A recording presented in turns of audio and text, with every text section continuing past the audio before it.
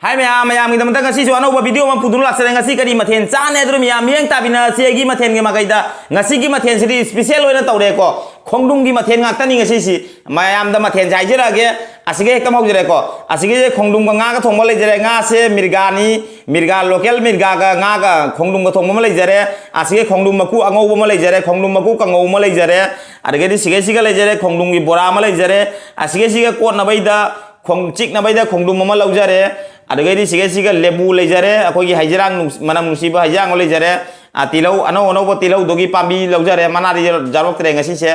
ada aseni ngasi gi mathen se sak lejare sing lejare seni ngasi gi mathen se ado mayam da ina haijani ba mata ngaibu khongdum cha matam da khongdum cha mata hundofi nu khongdum na kari mathen cha ba ya do isa gi kok thada biraga tawbi gani khongdum gi maku ngasi ambo isa to duri asige siga ina khangani khongdum na karimai kari tawba ya do ina thonga pujarak pani aisu ngasi aha macha dumi khongdum gi maku se mayam na request to biro aisu hawraga hawyara ke hawtraga hawtera ke khongdum sina kari chaba jai maiden sina kari chaba jai sidi tawgoda ni isa na asige siga mina chana di haiba wari leite isa na talent thadaraga kok thadaraga khongdung mi maku kari chaba jaroi mayang kuli miam chai akoi mete kari chaba jate akoi usara yengatani aduri let's go baby block kit haunu bai tawjarage ado chaba haudingai siga isai mateng wala doctor mayam gidamta mayam na miyak tabina segi isai se let's go ai isai gi magaida Ririsit pa nami ba nang amukta lepko Aigi wan ke kana nogliye Ngasi nang nangaliba korauhan ba ibungo Ngasi nang nangaliba korauhan ba ibungo Nang suamuk tang lepko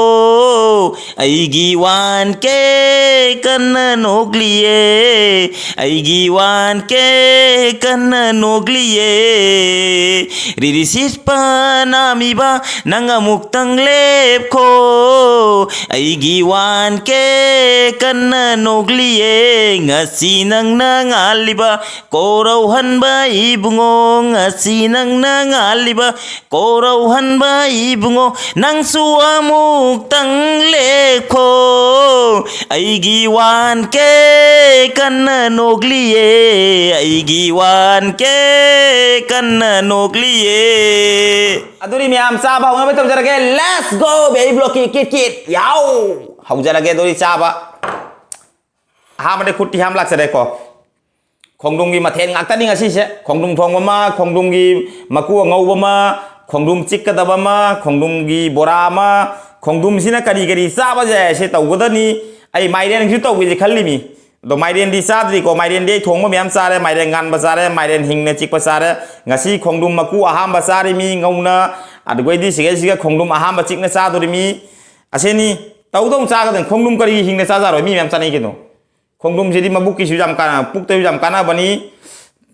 dori khongdum thongbo chike hekam haujarage khongdum thongbo china aham bani ai ngasi khajanam mane abai ngasi atop haijang masaja gena khongdum se jamna market tagi ngonda anti mana jam ne ngona hong na pithore pu khoro bazar lo selak tu na dugai sum pu lak sare ba lupa kun da pithore khongdum ne jam saure sauman na sa ba ngamoi khan nei na khongdum ma thonge khongdum ma ku je kari hundok toi noi na khongdum ma ku se mayang hi na cha ba do u khre ba dugai di ai su amutang sa ra ga jeng ga ngau ri mi adugai di khongdum gi bora sire na han su sa khre adugai di yam hauje adu na sunga si tau jare ga khongdum hing na chik pasima khongdum gi dugai di maku ngau bo sima ngasi aham mani gi live ta su aham boy do ba video su aham boy do ba adudi miam sa ba no bai tau jaraga let's go baby block kit yaw tau jaraga aham bai sakhom sidi khara sa ong tau na baby block ki khaya da good long changan ge ne adudi sa ba hore miam yong sakhom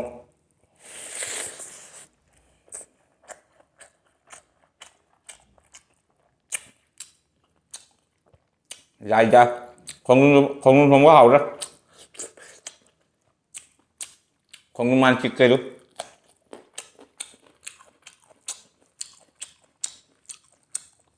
dài hậu gì rồi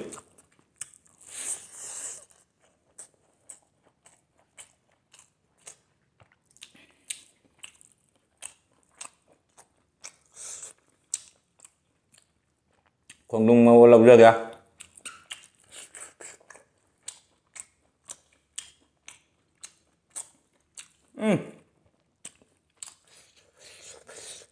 하우리 해보 콩lum 도움보다 해내 콩lum ngô 하우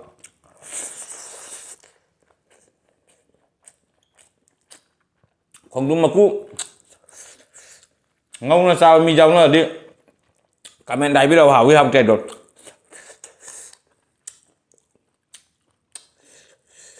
ấy như vậy là đi mây chân là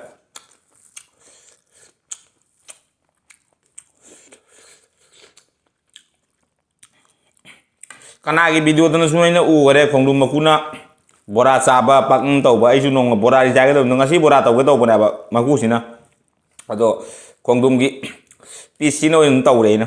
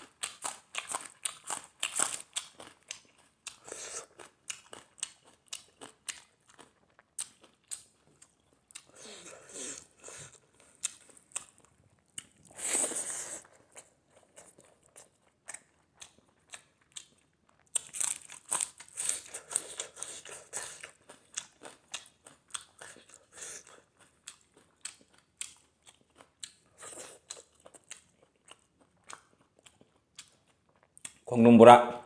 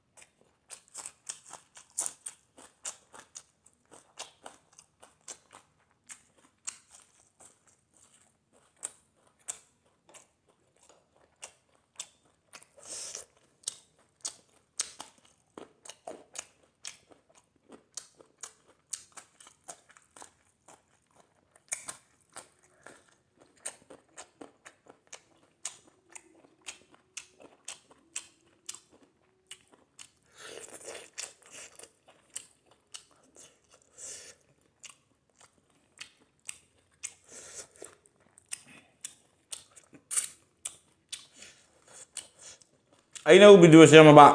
ấy cái thằng đấy room mày ăn kìa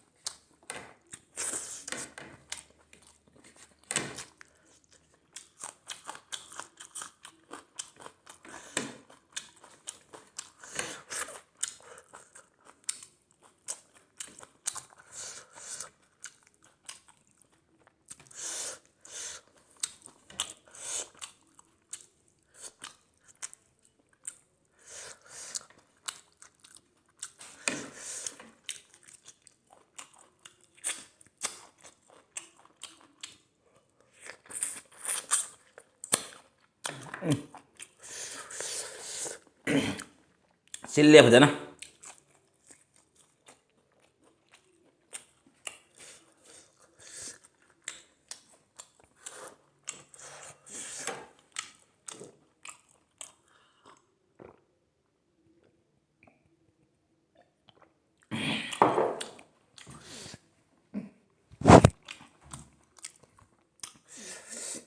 ma'am तो चाबू लोमना video से मत लोसनजरगे loan चाब लोसनजरे जो लेबू से चुपथो थमनी आ खोंडुम piece अनी के लेमहौरे चाब ngमदसे तपना होरें कोन चाजरगे वीडियो से मुचा ले वीडियो सांगनेब अदुनी मैम वीडियो से मत लोसल वीडियो जेंब नुंगाइरगदी लाइक शेयर कमेंट तब काउबीगनु चैनल से नौ चांग सिंग लेगन चैनल से सब्सक्राइब तब बेल आइकन कतरंग लाउनिपियो दोई सोंग नाक्ता यंग आइगे अनोबो वीडियो में थाबोदिंग कतरंग लिकने दुगीदमक्ता सब्सक्राइब तब बेल आइकन निको काउबीगनु कतरंग लाउना हानदे जेंग लेजरिबा आइगी इचेसिंग सिस्टरसिंग ब्रदरसिंग हाइनिंगाइ लेतन बे ब्लॉग थागतसरी अदो मयामना नुंसिबिदुन आइगी वीडियो सिबु सर लाउनग्रा शेयर तोबिरो असि हारगा मतागिदा मयामदे काइनाबे याथंग लबजरगे नेक्स्ट वीडियो दा फंगनासि ngasiगिदि बे ब्लॉग चचरगे बाय बाय नेक्स्ट वीडियो दा केट्रेंगल ओना फंगनासि बाय बाय